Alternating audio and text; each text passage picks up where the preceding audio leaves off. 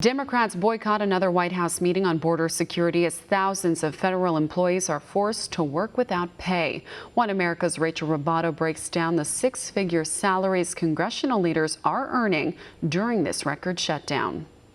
While 800,000 federal workers miss out on a paycheck, members of Congress continue to bring home pay as there appears to be no foreseeable end to the record-breaking partial government shutdown.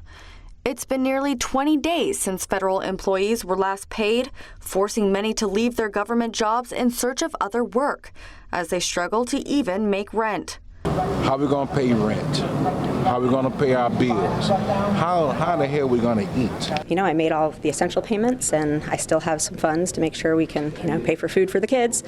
But it's scary, and it's scary not knowing when I will get paid next. Well, like I said, they gave us letters, for example. They give you this mass letter that, okay, you can present this to your creditor and let them know that, you shut down, but you will get paid. That creditor can care less about that letter. This has placed a strain on several federal agencies, including TSA, which is currently facing a severe staff shortage as a record number of workers have called out sick over the past 3 weeks. Every day we are missing workers who are discouraged to come to work because they aren't getting paid. So that creates an effect where we have to do triple the work in order to get the job done. There's people who haven't been able to make car payments, haven't been able to make mortgage payments, haven't been able to provide for their family as far as food and other essentials. So it's a difficult time. However, on Capitol Hill, the money keeps rolling in for those with the power to end the shutdown. Under Article 1, Section 6 of the Constitution, senators and representatives must be compensated for their services in all cases, with the exception of treason.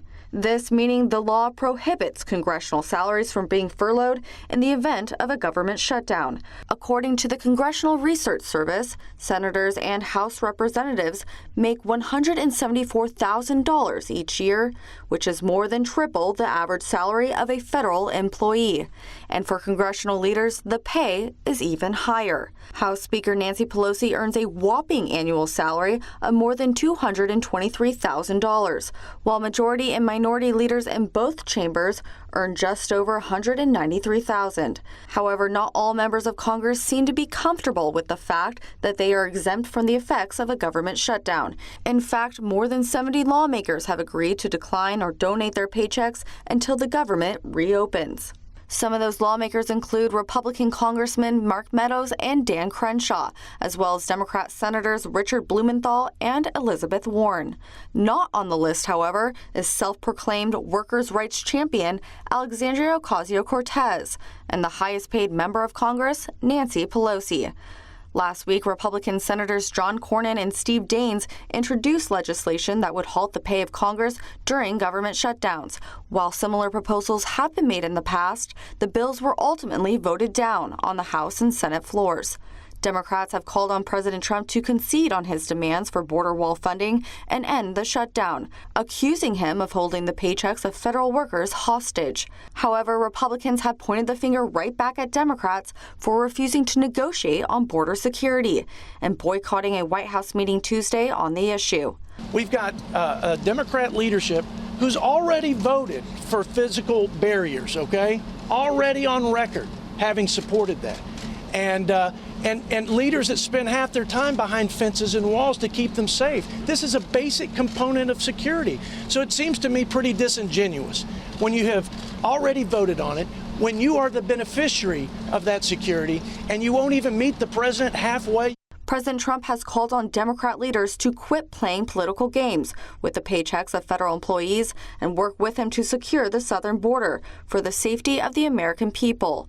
Still, it appears the White House is no closer to making a deal with Democrats, which could mean several more weeks of no pay for government workers. Rachel Ribaudo, One America News. Want to see more videos like this? Click on the link below and subscribe to One America News on YouTube, and call your cable provider and kindly demand that One America News is added to your lineup. Call and subscribe today.